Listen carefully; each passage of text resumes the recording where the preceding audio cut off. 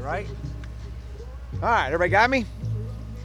Well, excited to get back home in front of our home crowd, and got a lot of things going on this week. Obviously honoring D-Mac. He'll be back in. Actually, he'll be in Hog Walk with us. Excited to have him and his Hall of Fame induction, to be able to honor him, as well as the 1969 and 89 team. So we got a lot of activities going to be happening on the hill this weekend. So excited to get back out on the field today.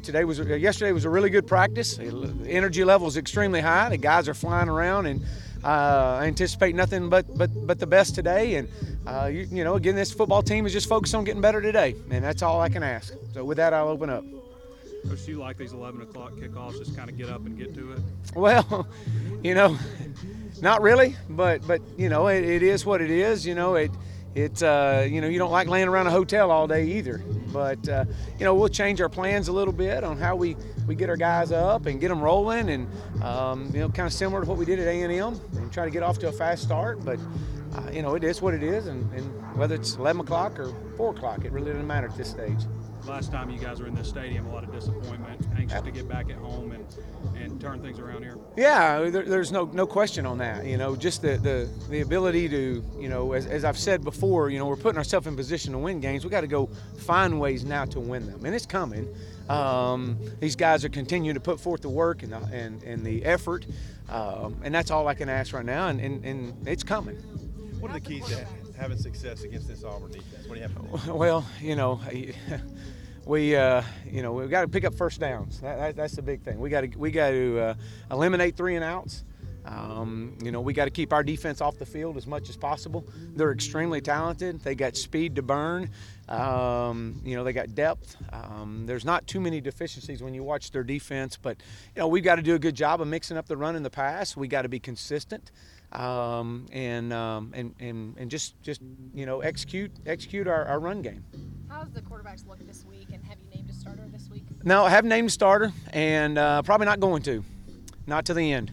I don't know that yet, but they've both had a really good day yesterday. A lot of competition. My challenge to them is consistency. That's what we've got to have, and I think Ben's done a great job.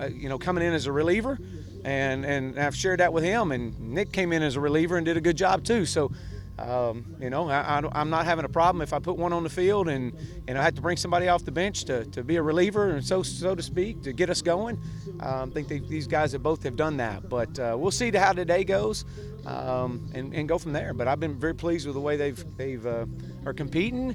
And just trying to be consistent with our entire team right now. That's my main message. There's been a lot made over the friendship that you and Gus have, but how's that friendship changed since you guys are playing each other every year now?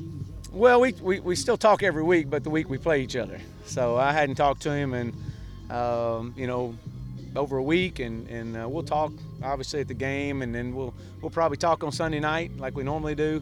He is one of my very dear friends, and Christy and Paula are close, and so there's in this profession you have unique friendships, and Gus and I have one, and it goes back to the early 2000s, and he's in high school and I'm in high school, and I got great respect for him. He's done a tremendous job everywhere he's ever been, and his team plays exceptionally hard. Do you still seek advice like you might have in 2003, or is that kind of beyond the pale now? Well, no. I mean, we'll talk. In the off season, we may talk a little bit of scheme here and there, but nothing like we did when I wasn't in the same conference with him.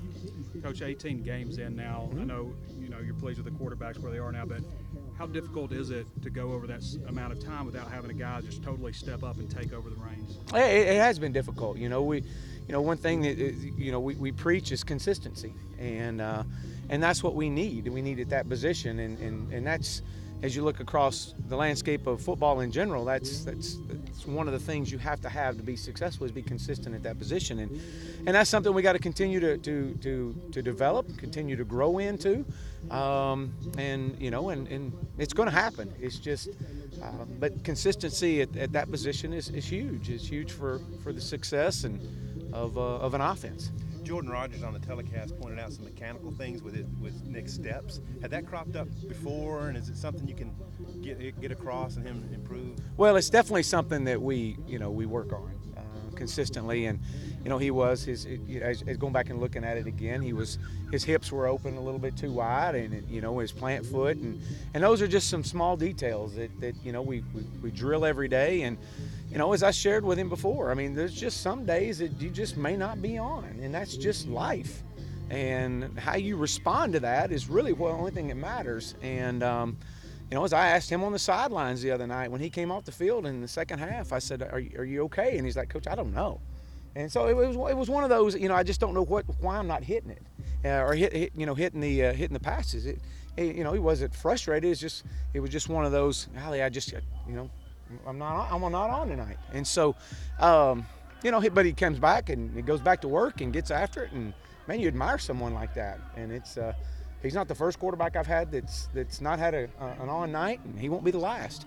Coach, have you settled on like the permanent final captains, or you have a fourth one this week, and who's that? Chase Harrell. Okay. Yeah, Chase is our offensive captain this week. Played really well. You said you probably won't announce the starter, but is it going to be something where you tell them Saturday morning who's the starter? Or will it be I hadn't even got to that point yet. I've just, we're literally, it's what's the next best decision we can make, and then we just take the next decision and move forward. Today is about getting better today, and we'll reevaluate tonight and talk tomorrow. I mean, it's at this point, I want these guys to prepare both like they're going to be starters. And if I don't name one until we get the bus ride over here, then they're well equipped and well prepared. Personally speaking, after that first year at Stephenville, how have you taken those lessons that you learned in 03, just personally, about perseverance, and how have you applied that to this year? Well, I mean, again, this isn't the first time that I've been in a situation as a head coach at 2-4 in year two. It happened at SMU. We were 2-4 coming off a devastating loss against Tulsa in overtime, to have number 11 ranked Houston come in and at home.